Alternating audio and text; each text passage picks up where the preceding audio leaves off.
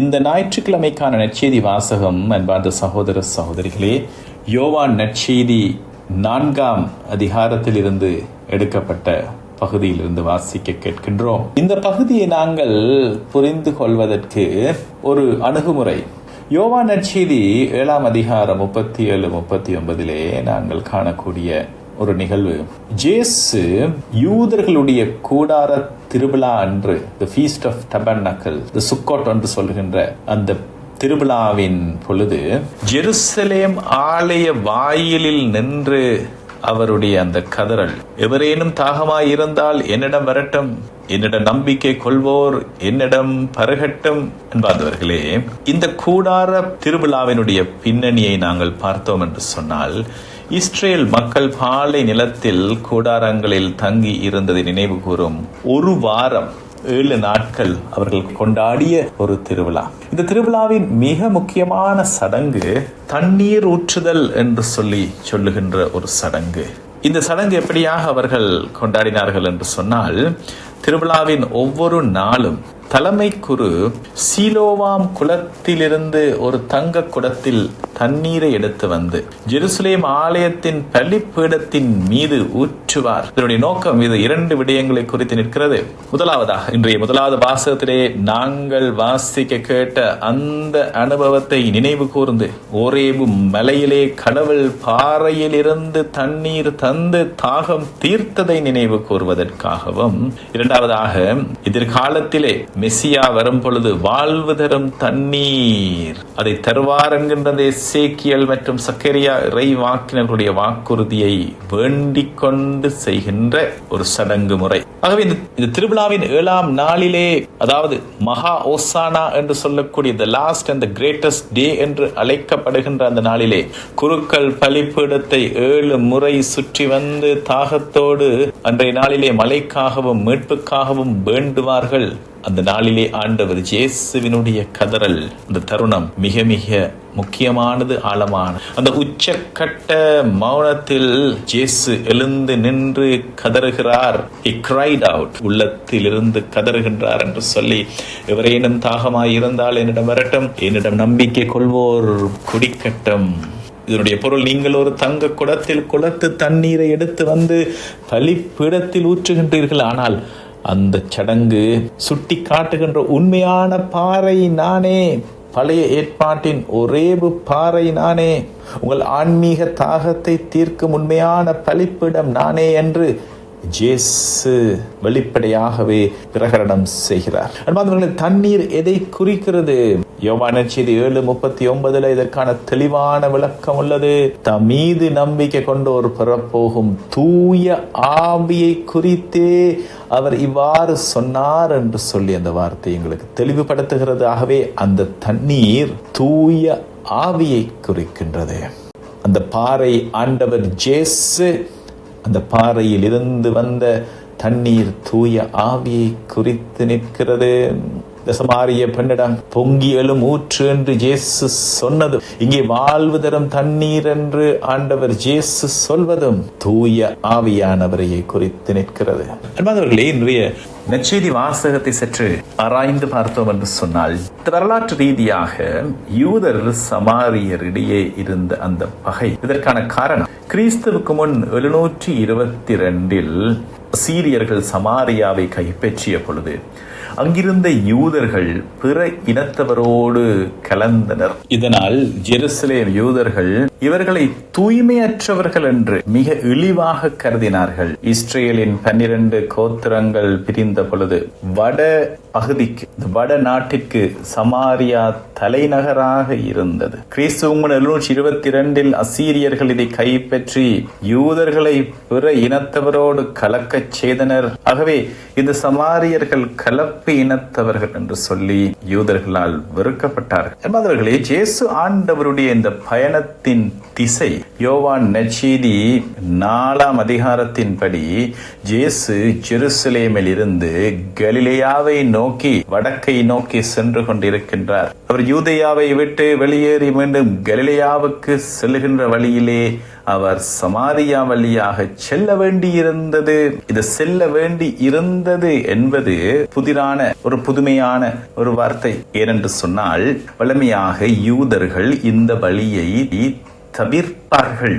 புவியியல் ரீதியாக யூதேயாவிலிருந்து கலிலேயாவுக்கு செல்ல சமாரியா வழியாக போவதுதான் மிக குறுகிய வழி. ஆனால் யூதர்கள் ஒரு சுற்று வழியை, ஏனென்றால் சமாரியர்களை தீட்டுப்பட்டவர்களாக, குழப்பக்காரர்களாக, ஒரு வகையில் அவர்கள் பாவிகளாக, தங்களுடைய எதிரிகளாக கருதியதால் அவர்களை சந்திக்காமல் இருக்க அவர்கள் யோர்தான் நதியை கடந்து பிரேயா வழியாக சுற்றி செல்வார்கள். இது கிட்டத்தட்ட பயண நேரத்தை, பயண பாதையை 2 மடங்கு அதிகமாக்கும். இருந்தாலும் அவர்கள் அந்த வழியை தான் பயன்படுத்துவார்கள். ஏனென்றால் சமாரியர்களை பார்க்காமல் செல்லுவது மிக நல்லமென்று சொல்லி அவர்கள் கருதுவார்கள். சமாரியர்களும் யூதர்களை கண்டால் அவர்களை வெறுப்பார்கள், கல்லால் எறிவார்கள். 2 இனமும் மாறி மாறி ஒருவரை நடத்துகின்ற, வெறுப்பை காட்டுகின்ற சாதாரண நிகழ்வு. சமாரியர்கள் யூத பயணிகளை தாக்குவதும், யூதர்கள் சமாரியர்களை வெறுப்பதும் வழக்கமாக இருந்தது. ஆகவே அவர் சமாரியா வழியாக செல்ல வேண்டி இருந்தது என்று சொல்லுகின்ற இந்த வார்த்தை, அது ஒரு புவியியல் கட்டாயம் அல்ல, அது இறை திட்டம் சார்ந்த கட்டாயம் என்பதை குறித்து நிற்கிறது. இயேசு அந்த பகைமையை உடைக்க விரும்பினார். யூதர்கள் ஜெருசலேம் வழிபாட்டை பெரிதாக நினைத்தார்கள், சமாரியர்கள் கெரசீம் மலையை பெரிதாக நினைத்தார்கள். ஆனால் இயேசு இருவருக்கும் பொதுவான ஒரு உண்மை வழிபாட்டை அறிமுகப்படுத்த அந்த வழியாக சென்றார். சமூகம் வகுத்த எல்லைகளை இயேசு வேண்டுமென்றே கடந்து மீறி ஒரு யூதராக சமாரியாவுக்குள் நுழைந்தது ஒரு புரட்சி. தொடர்ந்து பார்த்தோம் என்று சொன்னால், யோவான் நற்செய்தியாளர் 3 இடங்களை அங்கே குறிப்பிடுகின்றார். சமாரியா, சிக்கார், யாக்கோப்பின் கிணறு. இவை இந்த நற்செய்தியில் வருகின்ற புவியியல் அடையாளங்கள் மட்டுமல்ல, அவை ஆழமான விவிலிய மற்றும் ஆன்மீக வரலாற்றை தங்களுக்குள் கொண்டுள்ளன. சமாரியா, நாங்கள் சொன்னதை போல விலக்கப்பட்ட நிலம் என்று சொல்லி இதற்கு அர்த்தம் உண்டு. கலப்பு இனத்தவர் என்று யூதர்களால் வெறுக்கப்பட்டவர்கள் வாழுகின்ற விலக்கப்பட்ட நிலம் இந்த சமாரியா. சமாரியா என்பது ஒதுக்கப்பட்டவர்களின் அடையாளம். இயேசு வேண்டுமென்றே இங்கு செல்வது நற்செய்தி எல்லைகளை கடந்தது என்பதை காட்டுகிறது. அந்த சிக்கார் என்கின்ற அந்த நிலத்திலே இருந்த யாக்கோப்பின் கிணறு என்று சொல்லப்பட்ட அந்த பகுதி. இந்த சிக்கார் என்றால் தரிசு நிலத்திற்கு அருகில் உள்ள ஊர் என்று பொருள்படும். இதனுடைய அமைவிடம், இது பழைய ஏற்பாட்டிலே சொல்லப்படுகின்ற சிக்கேம் என்ற இடத்திற்கு மிக அருகில் உள்ள ஒரு இடம். இதனுடைய வரலாற்று முக்கியத்துவத்தை நாங்கள் பார்த்தால், ஆபிரகாம் முதலில் பலிபீடம் கட்டிய இடம் இது. தொடக்க நூல் 12:6-7 நாங்கள் காண்போம். யாக்கோப்பு எசோவோடு சமாதானத்திற்காக பிறகு தங்கிய இடமும் இதுவே. ஜோசேப்பின் எலும்புகள் அடக்கம் செய்யப்பட்ட இடமும் இதுவே. சொற்பிறப்பியல் அடிப்படையில் சிக்கார் என்றால் எபிரேய மொழியிலே மது அருந்தியவன் அல்லது பொய் என்று சில அறிஞர்கள் பொருள் கொள்ளுகின்றனர். அப்படியானால் தாகம் கொண்ட ஒரு பெண்ணும் பொய்களால் நிறைந்த ஒரு வாழ்க்கையும் இயேசுவை சந்திக்க தகுந்த இடமாக எப்படி மாறுகிறது? யாக்கோப்பின் கிணறு.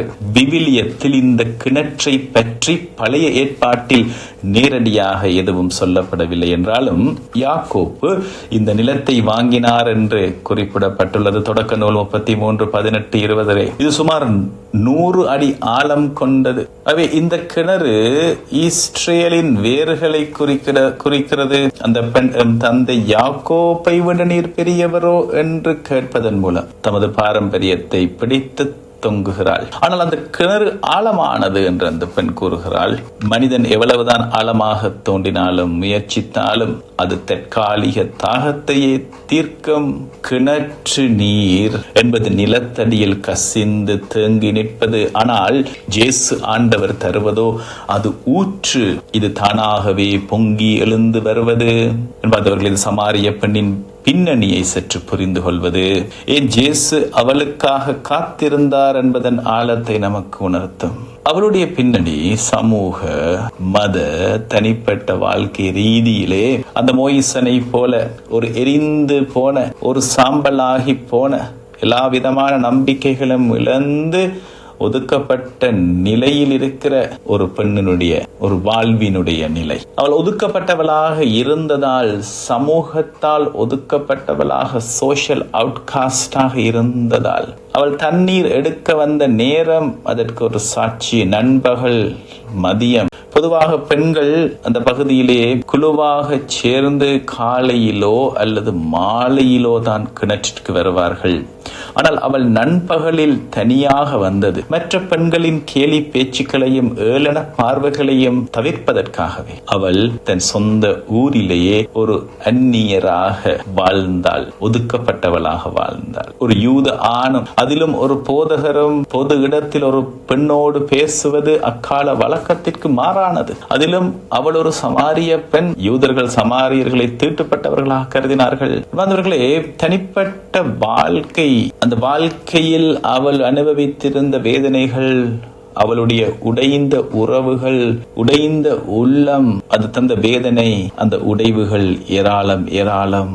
5 கணவர்கள் உனக்கு இருந்தார்கள் என்று இயேசு அவளிடம் சொல்லுகின்ற இந்த வார்த்தை, கால சூழலில் ஒரு பெண் தானாக விவாகரத்து பெற முடியாது. அநேகமாக அவள் 5 முறை கணவர்களால் கைவிடப்பட்டவளாகவோ அல்லது கணவர்களை இழந்து தவித்தவளாகவோ தான் இருக்க வேண்டும். ஏதாவது ஒருவரோடு எப்படியாவது வாழ வேண்டும் என்று சொல்லி பல எதிர்பார்ப்புகளோடு வாழ்க்கையை ஆரம்பித்து 5 தடவையும் தோற்று போன ஒரு நிலையிலே, அன்புக்காக ஏங்கி ஏமாந்து போன ஒரு உடைந்த உள்ளம் கொண்டவளாக இந்த பெண் வாழ்ந்து வருகிற ஒரு நிலை. இப்பொழுது உன்னோடு இருப்பவர் கூட உன்னுடைய கணவர் அல்ல என்று சொல்லுகின்ற அந்த வார்த்தையிலிருந்து அவள் ஒரு பாதுகாப்பற்ற நிலையில், சட்டபூர்வமான அங்கீகாரம் இல்லாத ஒரு உறவிலே வாழ்வதை அது காட்டி நிற்கிறது. குழப்பமும் பாரம்பரிய பார்வையில் பாவியாக பார்க்கப்பட்டாலும், சமூகத்தால் அவள் ஒதுக்கி வைக்கப்பட்டிருந்தாலும், உடைந்த நிலையின் உச்சத்திலே அவள் தன் வாழ்வை வாழ்ந்து வந்தாலும்,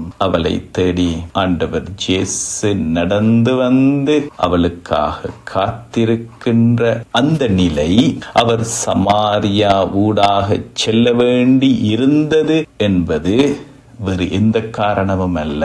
இந்த பெண்ணை சந்திக்க வேண்டும், இந்த மணிக்கு இவள் இங்கு வருவாள், இவளை நான் சந்திக்க வேண்டும் என்கின்ற அந்த இறை உள்ளத்தினுடைய காரணம்.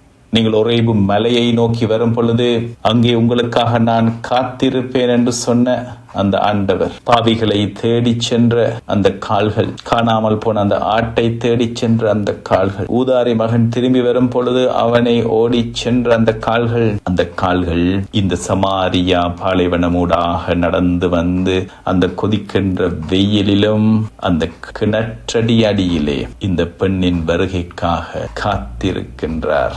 இந்த 2 இடங்களிலும் பிரியமான சகோதர சகோதரிகளை இந்த நாளிலே நாங்கள் பார்த்தோம். ஒரேபு மலை கடவுள் பாறையின் மேல் மோசேக்காக காத்திருந்தார். யாக்கோப்பு கிணற்றில் இயேசு கிணற்றடியில் அந்த பெண்ணுக்காக காத்திருக்கின்றார். இந்த 2 இடங்களிலும் கடவுள் முன்கூட்டியே வந்து காத்து நிற்கின்ற கடவுளாக, மனிதன் தன் தாகத்தோடு வரும் பொழுது அங்கே கடவுள் ஏற்கனவே அவனுக்கு வாழ்வளிக்க காத்திருக்கின்றார். எந்த மதத்திலும் எந்த இடத்திலும் காட்டப்படாத ஒரு அற்புதமான இறை அனுபவம் விவிலியத்தில் காட்டப்பட்டிருக்கிறார். இயேசு என்ப அந்த சகோதர சகோதரிகளே, தன்னை மெஸ்ஸியாவாக நானே அவர் என்று முதலில் வெளிப்படுத்தியது இந்த பெண்ணிடம்தான். அவர் ஒரு யூத மத தலைவரிடமோ அல்லது அரசரிடமோ அல்லது தன்னுடைய சீடர்களில் ஒருவரிடமோ, மாறாக எல்லா விதத்திலும் உடைந்து போயிருந்த இந்த பெண்ணிடம் தன்னுடைய அடையாளம் என்னவென்று சொல்லி அவர் வெளிப்படுத்திய அந்த தருணம், உன்னோடு பேசுகின்றவர் அவரே நான், அந்த மெஸ்ஸியா நான் என்று சொல்லுவது, அந்த சகோதர சகோதரிகளே, தகுதியின்மையை தான் தகுதியாக பார்க்கிற கிறிஸ்து ஆண்டவர் காட்டி நிற்கின்ற ஆழமான வெளிப்பாடு அது. நானே அவர். அந்த சீனாய் மலையிலே, ஒரேபு மலையிலே மோசே கடவுள் தன்னை வெளிப்படுத்தி இருக்கின்றவர் நானே, ஐ ஆம் ஹூ ஐ ஆம் என்று வெளிப்படுத்திய அவர், யாக்கோப்பு கிணற்றடியில் நானே அவர் என்ற வெளிப்பாடு, ஒரு எளிய உடைந்த பெண்ணோடு அன்போடு பேசி தன்னுடைய கருணையை தன்னுடைய மன்னிப்பை, புதிய வாழ்வை, எல்லாவற்றிற்கும் மேலாக மடையென திறந்து பொழிகின்ற இறைவனுடைய அந்த ஆவியானவருடைய அருள் பொழிகையை அவளுக்கு கொடுத்தவள் வாழ்வை மாற்றுவது இறை உள்ளம் என்னவென்று சொல்லி எமக்கு தெளிவாக காட்டி நிற்கிறது. அன்பார்ந்தவர்களே, தண்ணீர் எடுக்க வந்தவள் அந்த குடத்தை அங்கே விட்டு ஊருக்குள் ஓடிச் செல்லுகின்றாள். யாரை கண்டு பயந்து நண்பகலில் வந்தாலோ அதே மக்களிடம் அவளே ஓடிச் சென்று பேசுகின்றாள். இதயத்தின் மாற்றம். அவள் இயேசுவிடம் தண்ணீர் கேட்ட பொழுது அது அவளுக்கு வெளியே இருந்தது. ஆனால் அவர் நானே அவர் என்று சொன்னதும் அந்த விசுவாசம் அவளுக்குள் ஊற்றாக மாறி அந்த வாழ்வு தருகின்ற அந்த தண்ணீர் ரோமையர் 5:5 சொல்வதைப் போல கடவுளின் அன்பு நம் உள்ளங்களில் தாராளமாக பொழியப்பட்டுள்ளது, மடையென பொழியப்பட்டுள்ளது. அந்த பெண் நானே அவர் என்ற வார்த்தையை கேட்ட பொழுது அந்த அன்பு அவளுடைய இதயத்தில் ஊற்றாக பொங்கியது, அவளை குணமாக்கியது. இயேசு ஆண்டவர் தன்னை வெளிப்படுத்தி அந்த வினாடியில், அந்த நொடியில் அவள் அவரை முழுமையாக நம்பிய பொழுது அவளுடைய தாகம் தணிந்தது. அவளுடைய ஓட்டம், அவளுடைய மகிழ்ச்சி, அவளுடைய சாட்சியம், இவை அனைத்துமே அவளுக்குள் வாழ்வு தரும் தண்ணீரை, அந்த தூய ஆவியானவரை ஏற்கனவே பாயத் தொடங்கிவிட்டது என்பதற்கான அத்தாட்சிகள் பவுலடிகள் சொல்லுகின்ற அந்த பெருவெள்ளமாக பொழியப்பட்டிருக்கின்ற அந்த பெருவெள்ளம் ஒரு சொட்டு நீர் அல்ல, நம்முடைய தகுதியை பார்த்து சொட்டு சொட்டாக அவர் தருகிற தண்ணீர் அல்ல. நம் வலுவற்ற நிலையிலும் நாம் வலுவற்றவர்களாக இருந்த பொழுதும் அவர் நம் மீது பொழிகின்ற அந்த பெருவெள்ளம், அந்த மேலான ஊற்று, வறண்டு போன வாழ்வின் நிலைகளிலே உடைந்து போயிருந்த அந்த சமாரிய பெண்ணுக்கு நானே அவர் என்கின்ற அந்த ஆற்றல், அந்த வார்த்தையை சொன்ன பொழுது அது அவளுக்குள் பாய்ந்த ஒரு பெரும் வெள்ளமே. இந்த இயேசு ஆண்டவருடைய அவர் தருகின்ற இந்த தூய ஆவியானவருடைய அனுபவத்திலே நானும் நீங்களும் இணைந்து வாழ வேண்டும் என்று சொல்லி இந்த நாளின் வாசகங்கள் எம்மை அழைத்து நிற்கின்றன.